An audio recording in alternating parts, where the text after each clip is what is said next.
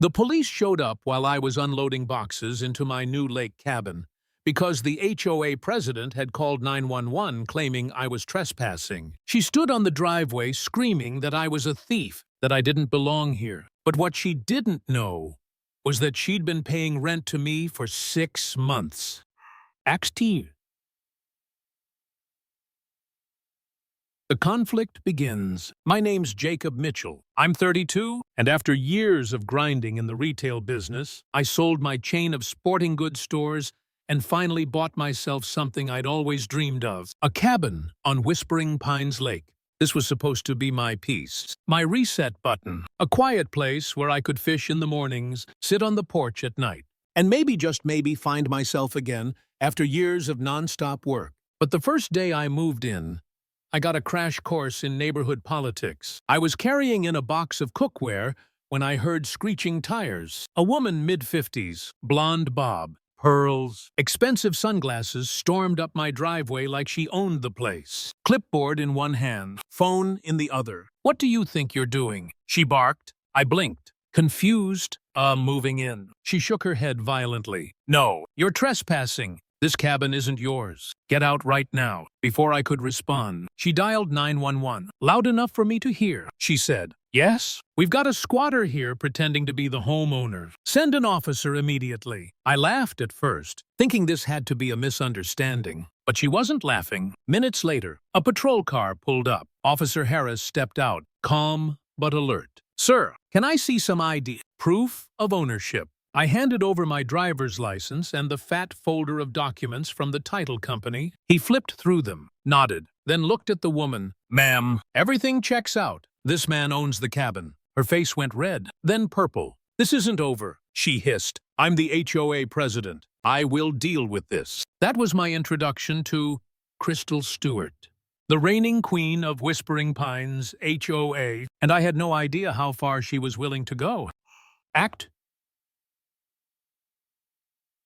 Escalation and doubt. The harassment started small. Little violation slips in my mailbox. The color of my mailbox didn't match community standards. My porch light was too bright. My curtains didn't match the aesthetic of the neighborhood. I ignored the first few, but they kept coming 8 in the first 2 weeks. Then I heard whispers from neighbors. Crystal had been walking door to door, telling people I was suspicious, that I was running some kind of illegal business from my cabin. She said she'd seen strangers coming and going. The strangers, delivery guys from Amazon and UPS. I laughed it off. But then my neighbor Bob, an older guy who'd lived here 20 years, pulled me aside. He shook his head. "You should know something." "Jacob," he said, "that cabin you bought, it used to be Crystal's. She lost it in her divorce. Ugly fight. She's been bitter about it ever since." Suddenly, it all made sense. This wasn't about HOA rules. It was personal. The pressure only got worse. One morning at 6 a.m., I looked out and saw her with a tape measure measuring the length of my grass. She stood on the sidewalk with binoculars, watching my porch. She even snapped pictures of me carrying groceries and posted them on the neighborhood Facebook page with captions like, "Suspicious activity at the Mitchell property." People started staring when I walked by. Some avoided me altogether. And then came the HOA meeting. Crystal had put together posters, charts, even a timeline of incidents. She accused me of receiving packages at odd hours, of ordering pizza late at night, of being a danger to the neighborhood. 12 people signed a petition demanding I sell my cabin. That night, I sat on the porch, looking out over the lake. I felt crushed, alone. For the first time, I thought, maybe I made a mistake. Maybe I should just sell this place and walk away.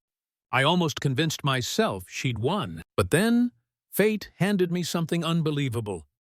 Act 2. Turning point. A week later, the mailman accidentally stuffed an envelope into my box that was meant for Crystal. A rent check. The check was made out to Northern Lakes Property Management, LLC, my company. I froze. My heart started pounding. I checked my records, and there it was. Crystal Henderson, her maiden name listed as one of our tenants. She'd been renting a unit across town for 6 months. From me, the HOA president who'd called the cops on me, who'd smeared my name all over the neighborhood, who'd demanded I sell my cabin, was literally paying rent to me. The irony was almost too much to process. At that moment, something inside me clicked. I wasn't the one under attack anymore. She was. She'd been hiding her past, pretending to be untouchable. But I had the receipts, literally.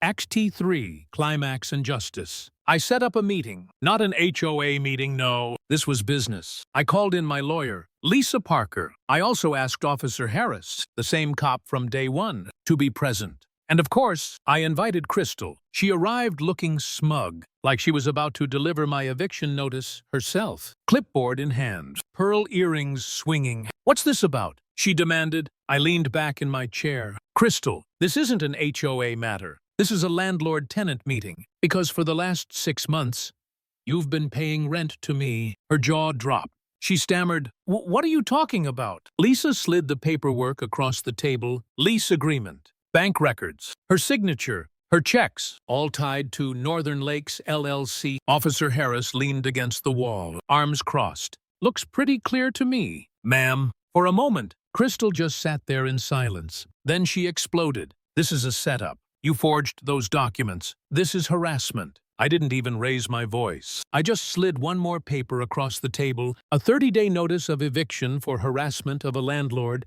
Her face twisted in rage. She stood up, knocked her chair back, and started ranting about conspiracies, about global plots, about how the entire neighborhood was against her. Neighbors had been invited as witnesses, and some of them pulled out their phones. They recorded the whole meltdown, Crystal screaming, throwing papers, denying her own signature. By the next morning, the video was viral. Karen pays rent to her landlord.